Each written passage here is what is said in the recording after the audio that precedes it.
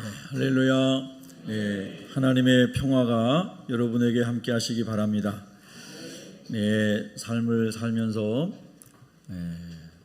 너무나 힘들고 어렵고 또 지치고 또 상하고 병들고 이런 많은 눈물 골짜기를 지나가는 것이 우리 인생인 것을 우리가 알지만, 그럼에도 불구하고 그 현실 가운데 있으면 참으로 고통스럽고 또 예배의 자리에 나올 수 없는 환경도 되고, 또 예배의 자리에 믿음으로 나왔지만 힘들고 고달픈 그런 사람도 있을 것입니다. 주님만이 위로자가 되시는 줄로 믿습니다. 때로는 주님만이 위로자가 되십니다라고 하는 이 말씀조차도 위로가 안 될 수가 있죠. 내가 그만큼 힘든 가운데 있을 때 아무 소리도, 위로의 소리도 들려오지 않는 그런 고통 가운데 있을 때 얼마나 힘든지 알 수가 없습니다. 그럼에도 불구하고 하나님의 위로가 함께 하시기를 바랍니다. 네, 오늘 우리는 다 천국을 향해서 가고 있습니다. 여러분도 천국을 향해 가고 계시죠? 네, 그렇게 늘 생각하려고 묵상하고 있습니다. 마치 오늘이 마지막인 것처럼 살자. 오늘이 마지막 날이라면 한 사람 더 사랑할 수 있겠지. 오늘이 마지막 날이라면 한 사람 더 품고 관용할 수가 있겠지. 오늘이 마지막 날이라면 내가 만난 어떤 사람에게 예수 그리스도 그분을 전할 수가 있겠지. 그런 생각을 늘 하고 살려고 하고 있습니다. 여러분은 어떠십니까? 어떤 사람은 하나님 나라에 대한 목적지가 분명하지 않게 되면 인생이 참 무료하게 느껴질 것이고, 인생을 왜 살지라고 하는 회의주의에 빠지기도 할 것입니다. 그러나 우리가 참 감사한 것은 우리의 인생이 표류하는 게 아니고 천국을 향해서 분명한 목적지를 향해서 항해한다는 것이죠. 우리가 어떤 처지에 있든지 우리가 아무 할 일이 없는 사람이 아니고 영혼을 구원하는 가장 놀라운 일을 위임받았다고 하는 사실입니다. 하나님 나라 예수 그리스도의 복음을 전하는 일은 가난한 사람도 할 수 있고 부자도 할 수 있고 병든 자도 할 수 있고 건강한 사람도 할 수가 있습니다. 유식한 사람도 할 수 있고 무식한 사람도 할 수가 있습니다. 복음은 그리스도 예수를 구주로 영접한 사람이라면 우리가 성령으로 말미암아 성령께서 고백하게 하시고 성령께서 말하게 하심을 따라 순종할 때 사람들이 예수를 그리스도로 받아들이는 것은 우리의 언변 때문이 아니고 성령의 감동하심으로, 성령께서 그 사람의 마음의 문을 열어주심으로 예수님을 만나기 때문에, 그래서 예수 그리스도를 영접한 저희들이 하나님의 성령을 따라서 그 말씀을 선포하고 그 말씀을 전할 때에 하나님이 영혼들을 살리시는 줄로 믿습니다. 그러니까 어떤 사람도, 거듭난 사람은 다 복음을 전할 수 있다는 뜻입니다. 복음은 목사님만 전하는 게 아니고 장로님이나 직분자들만 전하는 게 아니고 구원받는 모든 사람은 내가 인생에서 얻은 최고의 축복인 예수님 안에서 영생과 천국의 선물을 전할 수 있는 특권을 받은 사람들입니다. 여러분, 우리가 세상의 야망을, 세상의 정력을 이루고자 할 때 특권의식이라는 말을 씁니다. 그때는 좀 부정적 의미로도 쓰일 수 있습니다. 그런데 세상에서 성공과 야망을 위해서는 나에게 특별한 권세가 있는 것을 자랑하고 그거를 사용하고 하는데 주저하지 않습니다. 그러나 온 천하보다 귀한 한 영혼을 주께로 인도하는 엄청난 특권을 받은 것에 대해서는 이게 특권이라 여기지 않고 살아갈 수 있다는 것이죠. 여러분은 어떻습니까? 예수 그리스도의 이름의 권세를 예수님이 승천하시기 전에 제자들에게 주시면서 너희가 가서 모든 민족을 제자로 삼아라. 아들과 아버지와 성령의 이름으로 세례를 주어라. 그 말씀을 가르치고 지키게 해라. 할렐루야. 이것이 예수님의 지상 명령이었습니다. 최고의, 지고의 가치가 있는 명령이었다는 것이죠. 그런데 이 놀라운 명령과 특권을 예수 믿는 저희들에게 주셨지만 그 특권을 받은 것으로 해서 우리가 막 춤춰본 적이 있을까?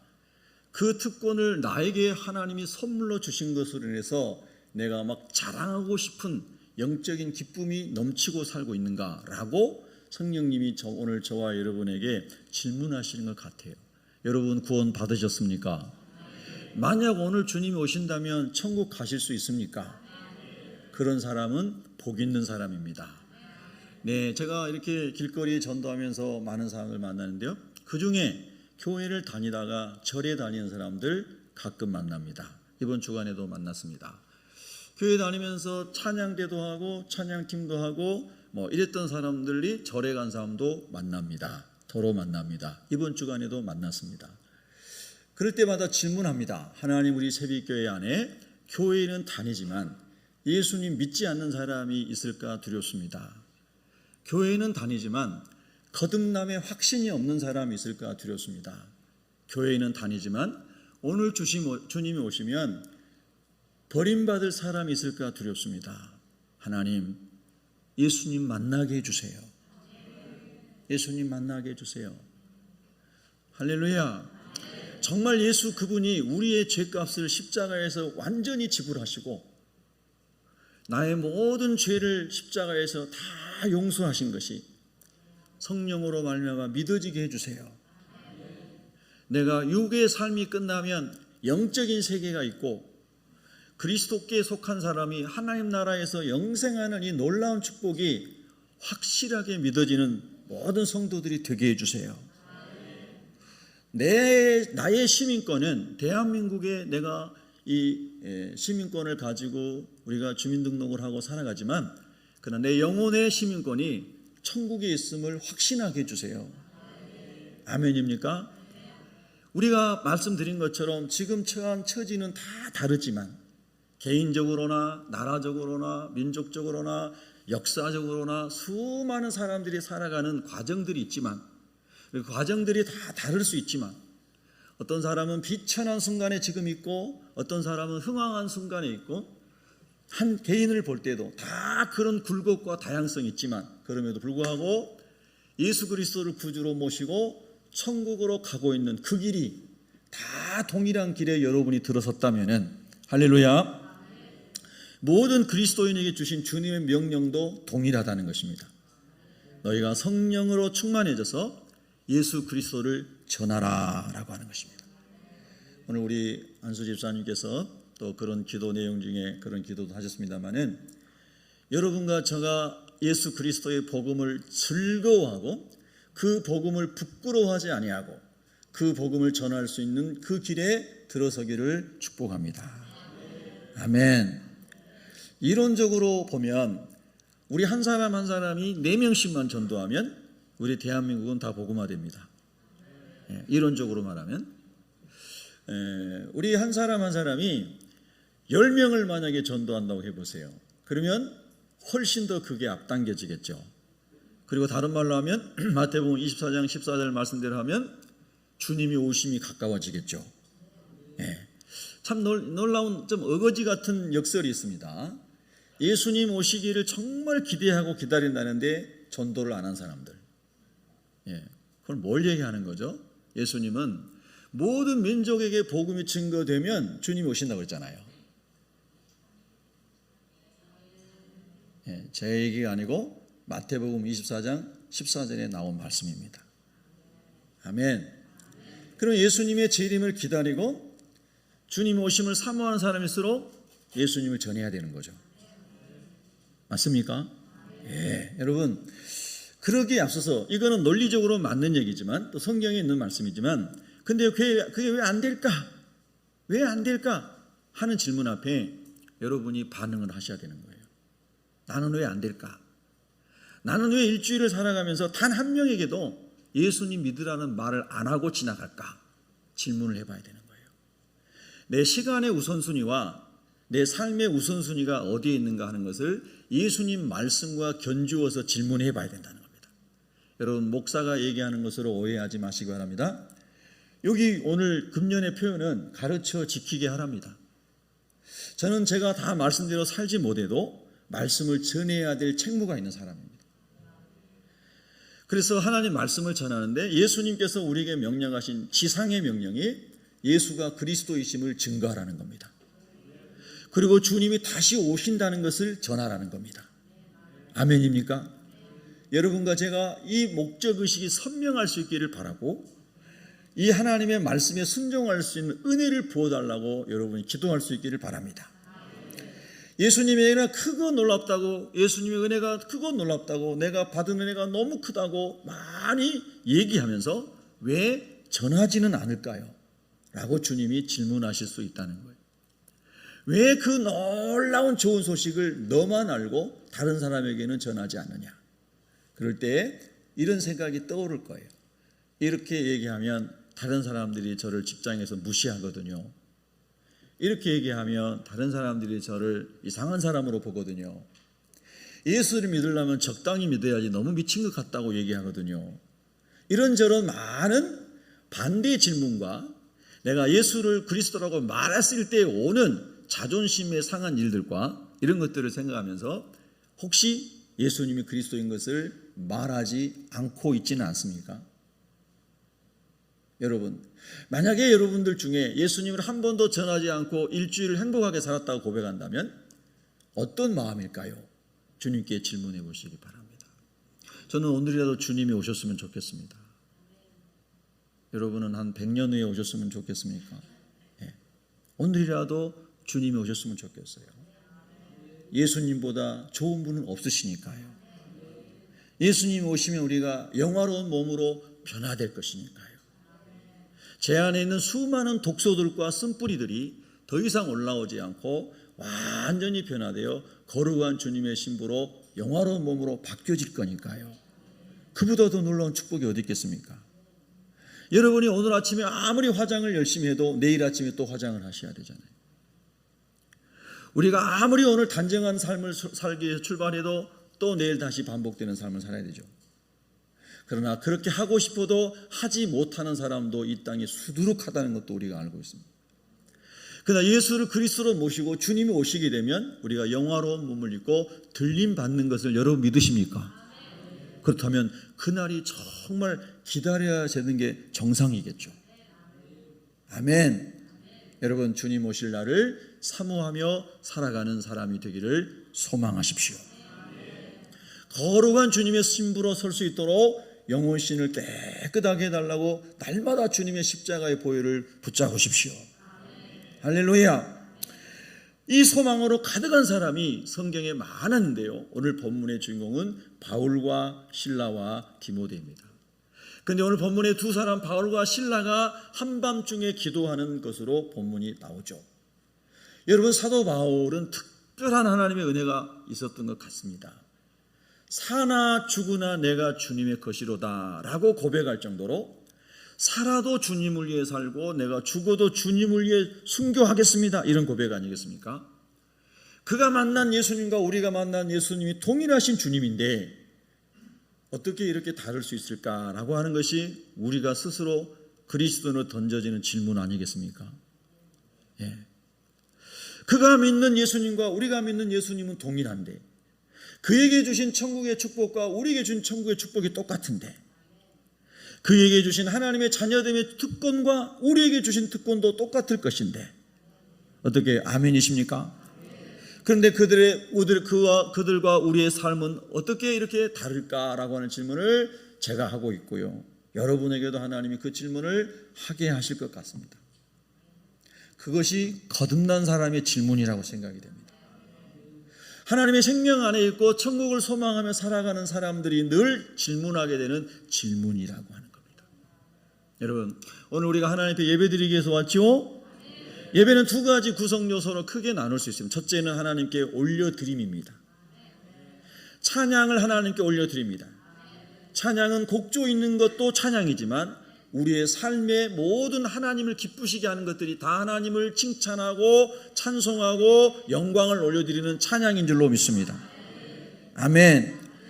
우리가 하나님 앞에 올려드리는 하나님을 영화롭게 하고 하나님을 기쁘시게 하고 하나님을 찬미합니다. 하나님만이 홀로 예배를 받으시기에 합당하신 분이십니다.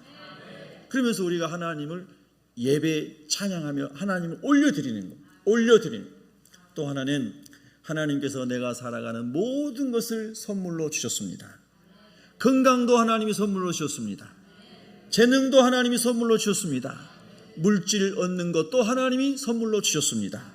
이 모든 것을 하나님 앞에 또 올려드립니다. 그래서 예배에 헌물이 있고 헌신이 있고 우리의 삶을 드리는 위탁이 있는 겁니다. 그래서 하나님, 내가 하나님 예배합니다 할 때는 그렇게 하나님께 올려드릴 것을 가지고 하나님께 올려드리는 겁니다.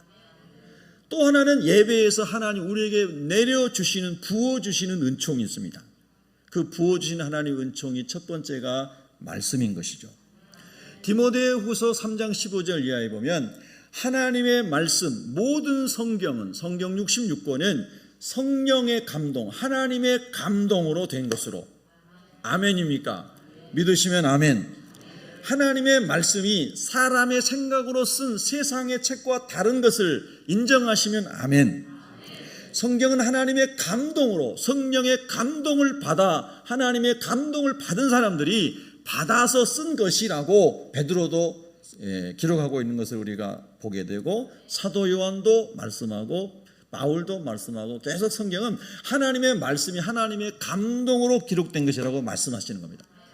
그럼 하나님의 감동으로 된 그 말씀은 우리에게 어떻게 역사하기를 하나님이 원하시는가? 그 디모데후서 3장 15절에 16절에 보면 하나님의 말씀은 우리를 교훈하고 책망하며 바르게 하며 의로 교육하기에 유익하게 하고 하나님의 사람으로 온전하게 해서 하나님의 선한 일을 위해서 구비되게 하려고 하나님이 말씀을 예배를 통하여 부어주신다는 겁니다. 그럼 우리가 예배를 잘 드리려면, 잘 드린다는 말은 바로 드리려면 하나님께 올려드릴, 온 마음 다하여 하나님을 높여드릴 준비를 하고 예배 자리에 와야 된다는 것이고, 그래서 여러분이 하나님께 드릴 수 있는 모든 마음과 정성과 뜻을 심지어 사도 바울과 신명기의 말씀처럼 이 생명까지도 하나님의 것입니다 라고 하나님께 드릴 수 있는, 할렐루야, 이게 예배인 줄로 믿습니다. 아멘입니까? 그래서 리빙스턴이 어렸을 때 꼬마니까 뭐 가진 것도 없고 아무것도 없는데 예배당에 왔더니 헌금 시간이 있잖아요. 그러니까 자기는 헌금할 게 뭐 없잖아요. 어린아이니까 자기 몸을 하나님께 드렸다. 하나님, 제 인생을 통째로 하나님께 드립니다. 어린아이 때 하나님께 드렸던 그가 성장하여 아프리카에 선교사로 갔죠. 그리고 아프리카의 선교의 문을 열었죠. 후대의 영국 문명이 아프리카를 들어갈 때 리빙스턴이 선교하면서 닦아는 모든 길들이 이미 지도가 되어서 나중에 영국 사람들이 거기 가서 리빙스턴의 지도를 보고 그 땅을 개척했다는 거 아닙니까? 여러분, 우리가 하나님의 사람들이 우리 삶에서 하나님 아버지, 내 모든 인생이 하나님의 영광을 위하여, 하나님 나라를 위하여 드려지기를 원합니다. 이 하나님께 올려드림이 예배를 통해서 저와 여러분에게 임해야 되는 거예요. 아멘입니까? 우리가 자녀를 위해 헌신하는 것이 부모의 기쁨이도, 부모님께 효도하는 것이 자녀의 기쁨이듯이 하나님, 우리 영혼의 아버지께 우리의 모든 것이 있게 하신 그 하나님께 온 마음 다하여 경배하고 예배하고 헌신하는 것이 가장 기쁜 사람, 그 사람이 하나님을 정확히 만난 사람인 겁니다. 여러분, 그렇게 하나님을 경험하시고 하나님 안에 살아가시기를 축복합니다. 우리가 헌신의 기쁨이라는 말을 하면, 헌신의 기쁨이라는 책도 있습니다. 헌신이 무슨 기쁨이야? 뼈 빠지게 힘들고 너무너무 힘든 건데 무슨 기쁨이야? 그런데 진정한 사랑의 동기로, 진정한 은혜의 동기로, 진정한 하나님의 은혜 갚는 동기로 하는 헌신은, 사랑의 동기로 하는 헌신은 기쁨이죠. 어린아이의 똥걸레를 치우면서 기뻐서 어머님들이 치워주시는 거죠. 맞죠? 여러분, 우리가 하나님께 드리는 헌신이 하나님 우리를 사랑하는 것에 비하면 티끌만도 안 된 것이기에 헌신하고도 나는 무익한 종입니다 라고 기뻐하는 종이 하나님을 제대로 만난 사람인 거죠. 아멘. 저와 여러분, 그렇게 하나님을 만나고 그렇게 하나님을 예배하는 기쁨이 충만하기를 바랍니다. 요한계시록 보면요, 구원 얻는 하나님의 사람들이 천국에 갔는데 너무너무 감사하잖아요. 구원 얻고 천국에 가기 너무 영광스럽잖아요. 하나님이 면류관을 씌워줬어요. 성경에 생명의 면류관, 의의 면류관, 영광의 면류관, 썩지 않는 면류관, 이런 면류관들을 하나님이 씌워주신다고 그랬죠. 하나님 맡겨주신 양떼들을 잘 돌보고 성장하고 성숙하게 하고 예수님 닮은 사람으로 잘 훈련시키는 목양을 잘한 사람에게는 영광의 면류관을 주신다고 그랬어요. 영광의 면류관. 목자 여러분, 아버지의 마음으로 맡겨진 영혼들을 잘 섬기고 목양하고 불신자들을 또 구원하고, 할렐루야, 하나님의 영광의 면류관을 예비하신다고 했으니까 성경대로 믿으시기 바랍니다. 아멘. 그렇게 하나님께서 하나님 앞에 간 사람에게 면류관을 주시는데, 면류관을 벗어서 하나님 앞에 이렇게 던져. 하나님, 여기 하나님 앞에 와 있는 하나님의 나라, 이것 자체가 너무나 영광스럽고 너무나 기쁘고 너무나 놀라운 그 설명할 수 없는 환희 속에 있는 거죠. 그래서 하나님께 다시 영광을 올려드립니다. 면류관을 벗어서 하나님께 다시 드립니다. 어린 양에게 다시 드립니다. 할렐루야! 놀라운 축복이 여러분 성경대로 천국에 이루어지고 있는 것을 믿습니다. 이거를 확실히 체험하고 믿은 사람이 바울이라는 겁니다.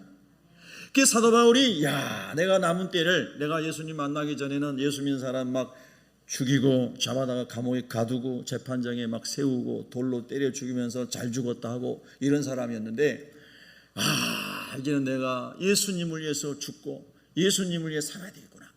천국이 확실하게 믿어지니까 사도 바울이 완전히 인생의 전환점을 맞이했다는 거예요.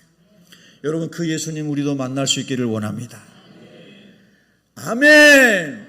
라오디게아 성도들처럼 미지근한 교인이 아니라, 미지근한 성도가 아니라 하나님 아버지, 하나님의 말씀으로, 번뜩이는 말씀으로 머리가 채워지고 성령의 뜨거움으로 가슴이 채워져서 하나님 아버지 복음을 위해서 후반절이 여러분의 인생이 멋지게 하나님께 쓰임받게 해달라고 기도하시기 바랍니다.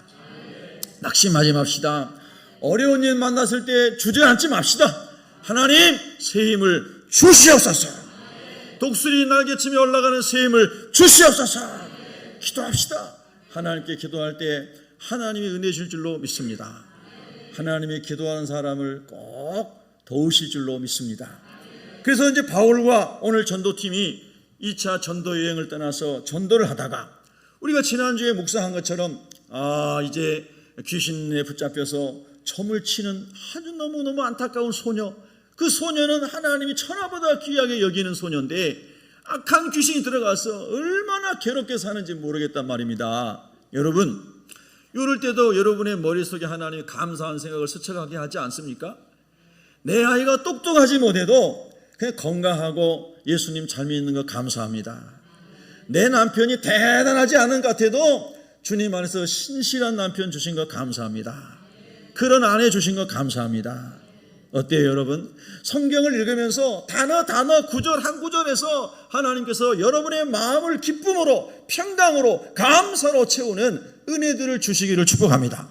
하나님 어떻게 여러분의 마음을 새롭게 하고 변화시킬지는 하나님만 아십니다. 아멘, 할렐루야. 저는 하나님의 말씀을 여러분과 함께 묵상하면서 대언합니다. 하나님이 여러분의 심령을 주관하시기를 축복합니다. 그래서 그렇게 복음을 전하러 다니다가 선한 일이 있어요. 예수의 이름으로 귀신을 쫓아내고 묶임에서 소녀를 풀어줬어요. 그런데 그 선한 일을 한 하나님의 신실한 종에게 말할 수 없는 고통이 찾아오는 거예요.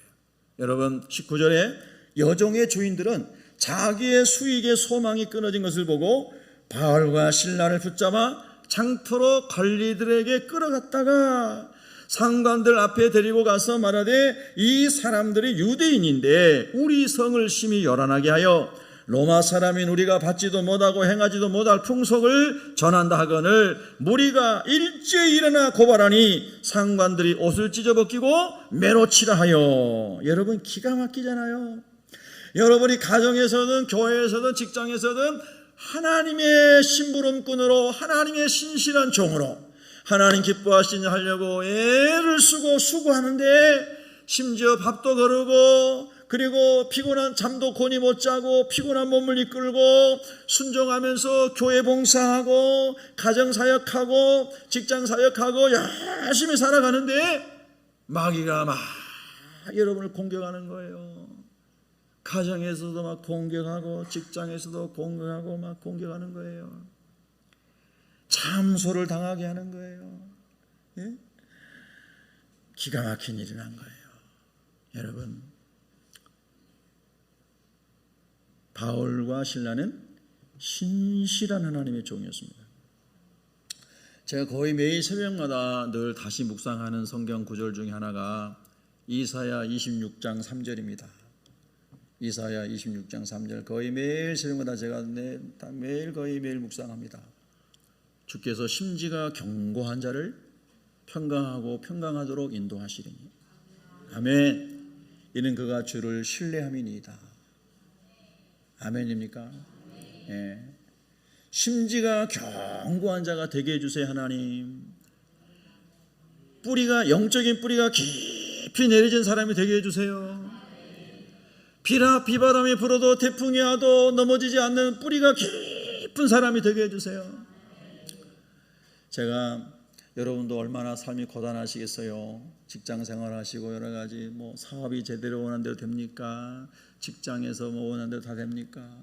가정은 말할 것도 없고 요즘에 얼마나 온 세상이 어렵습니까? 그래서 많이 육신이 피곤하시고 마음도 피곤하실 거예요.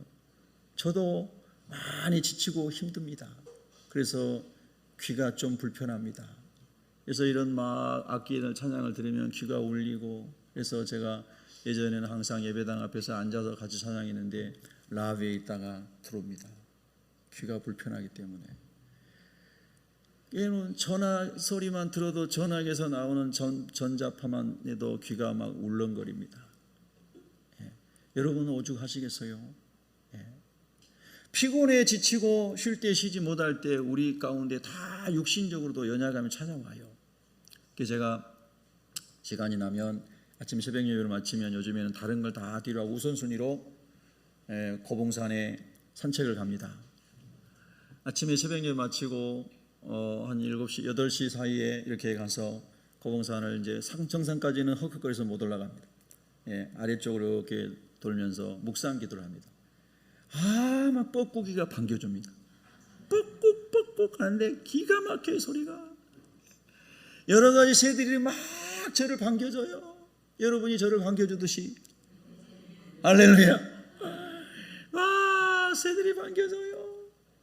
1시간 남짓을 묵상하며 걷고 기도하다 보면 귀가 시원해지는 것을 느껴요. 예. 머리가 맑아지는 것을 느껴요. 고요한 시간 주님과 함께 대화하는 묵상이 기도길인 거죠. 여러분, 저만 그런 시간을 가져서 죄송합니다. 여러분에게도 하나님이 그런 여유의 시간을 좀 주시기를 바랍니다. 예.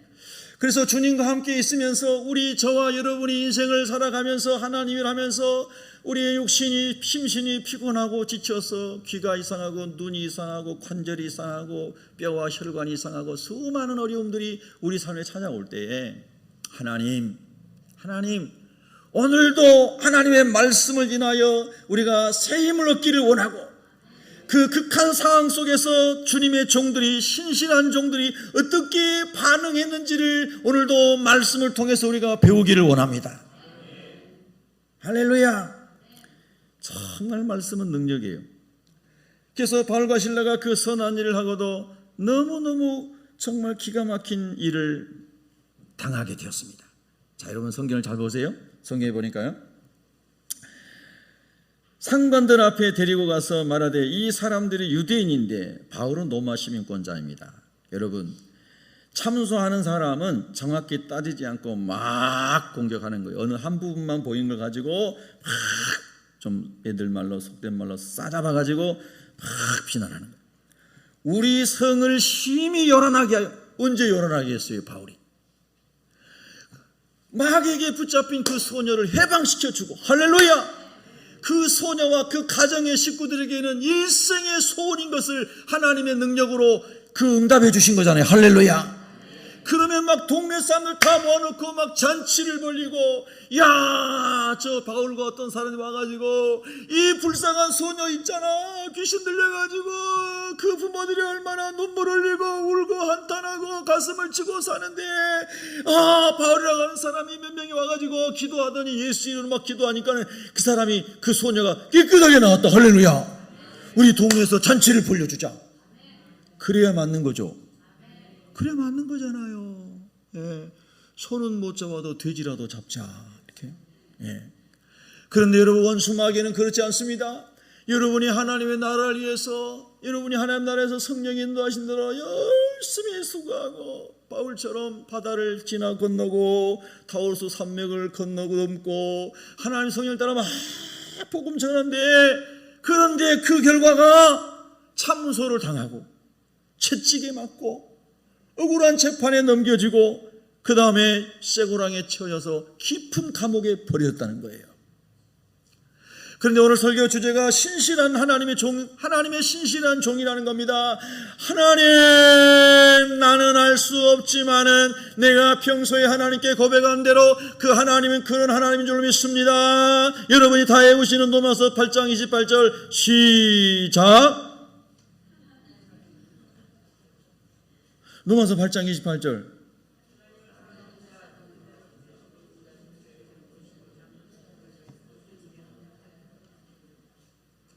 다시 한번 시작.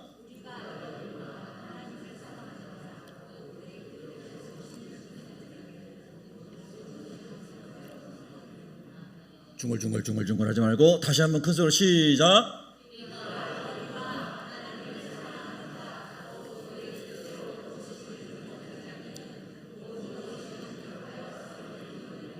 아멘. 자, 우리 믿으시면 아멘. 또 믿기를 원하시면 아멘. 아멘. 할렐루야. 하나님을 사랑하는 자, 여러분 하나님 사랑하세요? 하나님의 뜻대로 살아가기를 원하세요? 그러면 하나님을 사랑하고 하나님의 뜻대로 이루기 위해서 살아가는 모든 것은 다 합력하여 선을 이룬다는 말씀도 믿으세요? 믿으세요? 믿었다가 어려운 일 만나면 어떡하시려고? 믿으십니까? 바울은 그가 고백한 대로 우리가 알거니와 이전에도 경험했다는 거잖아요.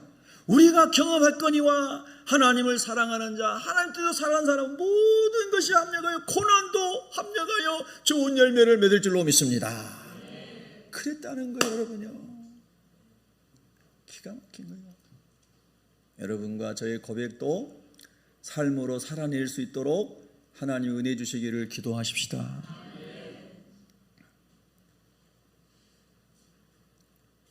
오늘 본문에 보면요, 여종의 주인들의 가치는 돈에 있었습니다. 사람에게 있지 않았어요. 이 소녀가 얼마나 불쌍해요. 근데 이 여종의 주인들은 한 사람이 아니고 여러 사람이 부려먹었나 봐요. 그런데 어떻게 하면 이 종을 통해서 돈벌이를 할까, 이 생각밖에 없었어요. 예수님을 알기 전에 세상에 야망을 이루기 위해서 살았던 많은 사람들 중에는 그것이 가장 중요한 가치관으로 자리 잡은 사람들이 있는 거죠. 돈보다 귀한 것은 없다. 근데 사도 바울은 그 모든 것을 배설물로 여기고 천하보다 귀한 한 영혼을 주께로 인도하기 위해서 사나 죽으나 내가 주의 것이로다. 아멘. 여러분의 가치 판단의 기준은 어디에 있는 것이, 어디에 있습니까? 어떤 것이 가장 고귀한 가치라고 여기고 계십니까? 또 어떤 사람은 그래도 사람이 쓸만해야지, 집에서든 교회에서든 직장에서는 그래도 쓸모 있는 사람이야지 가치가 있지, 좀 배우고 교양도 있고 돈도 좀 있고 힘도 좀 있고, 그래야 좀 사람이 쓸만하지. 이 소녀처럼 귀신 들려가지고 아무짝에도 효용성이 없는 이런 소녀, 마가복음 5장 1절부터 20절에 나온 것처럼 군대 귀신 들려서 그 무덤가에서 자고 쇠사슬을 묶어놔도 끊고 몸을 자해하면서 미치광이로 살아가는 그런 사람, 쓸모없는 사람, 가치 없는 사람, 이런 사람도 가치가 있습니까? 라고 하나님 모르는 사람들은 그렇게 할 수 있다는 거예요. 그러나 예수 그리스도께서 죄인인 우리를, 하나님과 원수된 저와 여러분을, 경건치 않고 더럽고 악한 저와 여러분을 위해서 독생자 예수 그리스도를 십자가의 제물로, 화목제물로 보내신 것이 믿어지는 사람이라면, 아멘. 우리가 사람을 보는 관점이 바뀌어야 될 줄로 믿습니다. 아멘. 하나님, 군대 귀신, 한두 마리 귀신이 아니라 수천 마리 군대 귀신, 2,000마리 돼지떼에 들어갔으니까 2,000마리 귀신이 들어갔다는 거잖아요. 그 연대급의 그런 막 여단급의 그런 귀신이 들어갔어요. 그런 귀신 들린 사람이 어디 쓸모 있겠는가? 사람들은 전부 외면했다 이 말입니다. 차라리 저 사람 죽고 없었으면 우리 동네는 조용하겠다, 그런 사람도 있었겠죠. 그런데 예수님께서는 돼지 2,000마리를 희생하시면서 그 사람이 보기에 쓸모없는 그런 사람을 우리 주님이 살리신 줄로 믿으시면 아멘 하십시다. 바로 그 쓸모없는 사람이 저고 여러분이었던 거예요. 하나님이 보실 때 말입니다. 아멘입니까? 우리 주님은 우리 사람의 눈으로 볼 때 아무짝에도 쓸데없는 사람 같은데 그 사람을 위해서 돼지 2,000마리가 희생될 정도로 예수님이 생각하신 한 사람에 대한 가치는 성경 말씀 그대로 천하보다 귀하다는 것을 보여주신 거구나. 아멘. 여러분은 하나님 안에서 존귀한 사람들입니다. 세상적인 것으로 사람을 판단하면 안 됩니다. 하나님의 눈으로 사람을 볼 수 있어야 됩니다. 할렐루야. 제가 여러분 간증했습니다마는 제가 맨 처음에 홈리스를 섬긴 게 한 91년 정도 있던 것 같아요. 1991년 정도에. 제 개인적으로 홈리스 섬긴 게요. 대치동에 출근하면서 일산에 출퇴근하면서요. 영동대교 밑으로 이렇게 옛날입니다. 옛날 91년 뭐 이때니까 되는데 차가 항상 밀렸어요. 그래서 항상 보면은 한강을 봐요. 오른쪽이 한강이고 왼쪽은 다리 밑이니까요. 그런데 어느 날 너무 차가 밀려서 한강을 늘 보면 눈이 그래도 시원하잖아요. 왼쪽을 보니까 소위 말해서 거기 다리 밑에 제비집이라고 그러잖아요. 예, 그 박스 갖다 놓고 뭐 이런 거 주워다 놓고 거기서 사는 사람들이 눈에 보이는 거예요. 하여튼 그래가지고 찾아갔어요. 차를 세워놓고. 어떻게 해서 여기서 살게 되셨습니까? 어디서 오신 겁니까? 그러니까 나는 원래 고향이 어디고 나는 원래 직업이 뭐였고 이런 사람이었는데 이런저런 일이 있어가지고 여기 다리 밑에서 살게 됐다는 거예요. 그리고 그 아파트 강남에 그 사는 사람들이 막 버린 것들 이런 것들 모아다가 박스 모아놓고 매트리스 주워다가 이렇게 막 바람막 해놓고 막 이렇게 하고 사는데 매트리스가 지저분하기가 말할 수 없죠. 우리 시골 우리 돼지 키워봤으니까요. 그런 거죠. 근데 제가 처음 가가지고 그 매트리스에 앉아가지고 얘기하라고 성령님이 보내서 갔는데 앉기가 두렵더라고요. 뭐가 오를까봐 막 이것저것. 그게 죄인인 저의 마음이더라 이거예요. 여러분은 어떠세요? 그래도 양복 입고 있는 사람이 거기에 앉아가지고 뭔가 얘기를 나눠야 되는데 양복이 더러워질 것 같다. 여기서 얼마나 많은 세균이 나한테 올라올지 모르겠다. 이런 생각이 들어오더라고요. 그렇지만 주님이 계속 그 사람에 관한 마음을 줘서 옆에 앉아서 이야기를 많이 듣다 보니까 사연 없는 인생이 없듯이 너무 안타까운 사연들을 다 가지고 있어요. 그래서 함께 손잡고 기도하고 복음 전하고 어떨 때는 지나가다가 라면 한 박스 사다 주고 번호 사다 주고 뭐 이렇게 하면서 그냥 지나갈 때 생각날 때 마음이 인도한 대로 가서 동무가 되어주는 거죠.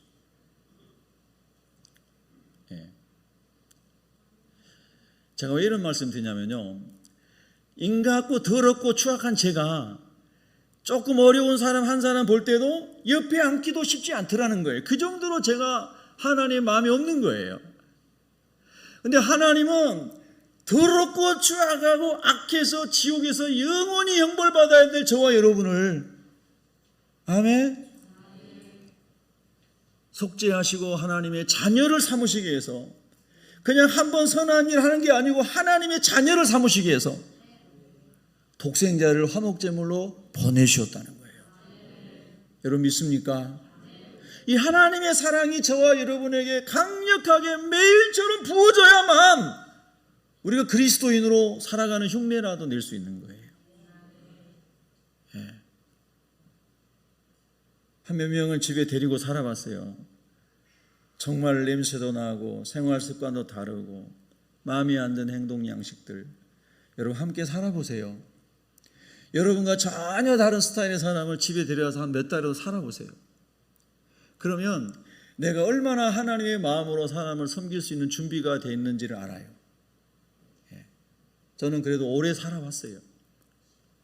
식구 아닌 다른 사람, 나하고 아무 상관없는 사람 데리고 와서 함께 살고 있는 거 다 같이 나눠 쓰고 다 그게 살아봤어요. 하나님의 은혜죠. 하나님이 우리에게 보인 사랑에 의하면 티끌도 안 돼요. 그런데 그렇게 살아가기도 쉽지 않더라는 거예요. 여러분, 오늘 하나님의 말씀 속에서 요점은 그렇습니다. 하나님, 정말 저 상종하기 싫은 저 사람, 말도 안 되는 저 사람을 위해서 예수님은 2,000마리의 돼지떼를 희생시킬 수 있을 만큼 그 영혼을 사랑하셨군요. 아멘입니까? 여러분, 하나님의 무한하신 사랑이 오늘 저와 여러분에게 막 부어주시기를 소망합니다. 그 사랑만이 우리가 살아갈 수 있는 힘이 되게 하는 겁니다. 여러분의 가치 전환이 일어나기를 바랍니다. 한 영혼이 얼마나 소중한지 모릅니다. 그래서 한 영혼을 실족시키지 말라라고도 성경이 말씀하고 있는 거죠. 그런데 한 영혼 중에 이 작은 자들, 소자들 중 하나라도 실족하게 하면 차라리 연자 맷돌을 그 목에 매어 바다에 던져지는 것이 낫다고 말씀하신 거죠. 그런데 소자를 어떻게 실족시키는가? 그 아래의 내용들을 우리가 유추해 보면 네 눈을 가지고, 네 발을 가지고, 네 손을 가지고 사람들을 실족하게 하는 것을 하지 말라라고 말해요. 저와 여러분의 눈빛은 따뜻하기를 바랍니다. 최고 따뜻하게 옆 사람을 쳐다봅시다. 축복합니다. 눈이 따뜻하기를 바랍니다. 할렐루야. 저와 여러분의 언어는 겸손하시기를 바랍니다. 아멘. 할렐루야. 저와 여러분의 손발은 늘 섬기는 것이 되기를 바랍니다. 할렐루야. 여러분 훈련하세요. 우리는 교회에 왔을 때 유치원에 왔다고 생각합시다. 유치원에 왔다. 여러분 작은 것부터 교회에서 훈련해서 가정에서 사회에서 적용합시다. 예. 아이들 초등부 예배실 지나가다 보면 신발장이 변변하지 않아서 신발들이 아이들은 막 뛰어다니니까 흐트러져 있잖아요. 여러분 거기 화장실 가면서 지나가시다가 연로하신 분들 발 잘못 디디면 신발 잘못 밟아가지고 발을 삘 수도 있잖아요. 어때? 그럴 수 있겠죠? 그러면 누가 먼저 잘 정리해 주면 좋을까요? 먼저 본 사람이. 아멘. 그래서 나올 때 신기 좋은 방향으로 차곡차곡 정리해 주면 너무 좋겠죠. 하나님의 나라는 작은 겸손한 실천부터 시작이 되는 거죠. 아멘입니까? 정말 하나님 내 손과 내 발이 내 눈이 소자를 행복하게 하는 것이 되게 해 주십시오. 한 영혼을 사랑하는 마음이 거기서부터 시작되는 것을 우리가 보게 됩니다. 자, 그러면 이렇게 하나님을 기쁘시게 하는 일을 하게도 이런 기가 막힌 어려운 일을 당했을 때 그때에 바울과 실라는 어떻게 했는가? 25절을 우리가 봅니다. 한밤중에 여러분, 자 이제 이 한밤중에 한번 따라요. 한밤중에 여러분과 제가 바울과 실라 입장에 들어가서 오늘 한밤중에 있다고 생각해 보시자고요.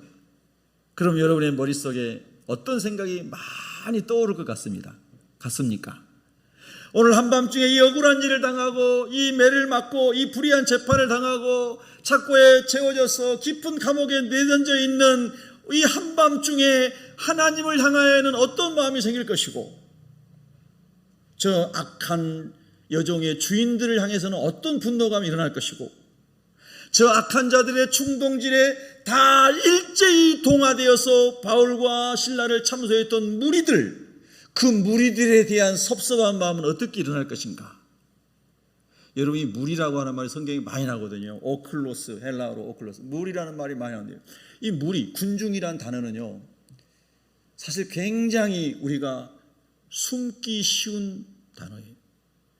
정체성을 숨기기 심고 무리 속에 살짝 들어가서 공의를 말한 것 하면서 익명으로 소리치다가 살짝 빠져나오고 나의 책임은 하나도 없고, 그리고 그 무리 속에서 무리가 선동질 당해서 막 소리를 질렀는데 그 선동질을 통해서 죽어가는 사람은 수도 없이 나오고, 그런데 그 무리는 내 이름이 없이 살짝 빠져나오고. 여러분, 이 무리라고 하는 단어만 묵상해도요 정말 묵상할 게 많아요. 여러분, 선동하는 자들에 의해서 선동당하는 무리 가운데 여러분 잊지 마시기 바라고, 하나님의 말씀이 여러분을 주장하는 자리에 항상 있기를 바랍니다. 아멘. 어떠한 그런 그럴싸한 말들, 그럴싸한 위협 앞에서도 분별할 수 있는 말씀의 기준이 있기를 바랍니다. 그래서 주님과 함께 동행하는 사람이 되어야 되는 거예요. 22절에 무리가 일제히 일어나 고발했다는데 이 수많은 무리 중에 단 한 사람이라도 아니요, 저 바울이라는 사람은 신라라는 사람 우리 동네에 들어와가지고 좋은 일만 했어, 이렇게 말할 사람이 한 명도 없다는 말입니까? 여러분, 어떤 사람이 일방적으로 비난을 당할 때 그 사람이 100% 다 잘못된 일만 했겠습니까? 잘한 일도 있겠죠. 그렇죠? 분별하고, 잘못된 건 잘못된 거고 잘된 건 잘된 거고 구분할 수 있는 분별력도 있어야 되겠죠. 그러나 나도 죄인이면서, 나도 하나님 앞에 불의한 자이면서 무리 속에 나의 정체성을 숨기고 돌을 던지는 무리 중에 혹 내가 있지 않도록. 아멘. 그래서 억울한 바울과 신라 같은 사람들이 일어나지 않도록 주여 나는 말씀으로 분별하게 해주십시오. 하나님 일할 때 분별력을 주십시오. 그것을 또 우리가 묵상할 수 있어요. 참 묵상할 게 많아요, 이 본문에요. 자, 한밤중에 여러분 생각해 보세요. 여러분이 만약에 바울과 신라라면 그 한밤중은 어떤 밤이 되었을까요? 집에 가서 한번 성령이 가르쳐 주신 대로 한번 적용 노트를 써보시면 어떨까요? 말씀은 적용이 없으면 안 되잖아요. 하나님, 내가 이런 일을 당했을 때 나는 한밤중에 하나님을 원망하는 사람이 되었을까요? 저 여종의 주인들을 저주하는 사람이 되었을까요? 저 여종의 주인들의 무고하고 이 참소에 그냥 막 휩쓸러 들어가는 그 무리처럼 나도 그런 사람이었을까요? 하나님, 나는 어떤 사람이었을까요? 그것을 질문해 본다는 겁니다. 누구에게? 자신에게. 말씀은 항상 자신에게 주시는 거니까. 할렐루야. 오늘 성경에 보니까 사도 바울은 하나님도 원망하지 않고 여종의 주인들도 비난하지 않고 군중들 무리들의 참소도 그가 저주하지 않고 그가 어떻게 합니까? 하나님께 기도하고 있다는 거예요. 너무나 심오하지 않습니까? 야, 예수님 믿는 신비가 이런 것이구나, 예수님을 따른다고 하는 그 깊이가 이런 것이구나 하는 영적 도전을 우리에게 주지 않습니까? 여러분 어떠세요? 말씀이 너무 무게가 있어서 힘드신가요? 여러분 주님 안에서 복 받으세요 이런 말씀은 너무나 행복하고 좋아서 받기 쉽지만 주님이 원하시는 이 깊은 신앙에 들어가는 것은 때로는 부담으로 여겨질 수 있잖아요. 그러나 주님이 우리를 위해 그 길을 먼저 가신 것이죠. 그래서 우리가 구원받은 것이죠. 그래서 우리는 주님의 말씀 앞에 잠잠히 주님 내게 말씀하십시오. 나를 고쳐주십시오. 내가 변화되기를 원합니다. 주님의 사람으로 온전케 되기를 원합니다. 할렐루야. 그리고 하나님으로부터 받는 예배를 지금 드리고 있는 줄로 믿습니다. 한밤중에 바울과 신라는 기도했습니다. 무슨 기도했을까요? 예수님 따라가게 해달라고 기도했겠죠. 예수님 하나님이신데 이 땅에 오셔서 죄인들에게 채찍질 당하시고 죄인들이 억울한 재판에서 예수님을 사형 선고를 내리시고 뺨을 치실 때에 얼마나 주님 아프셨습니까?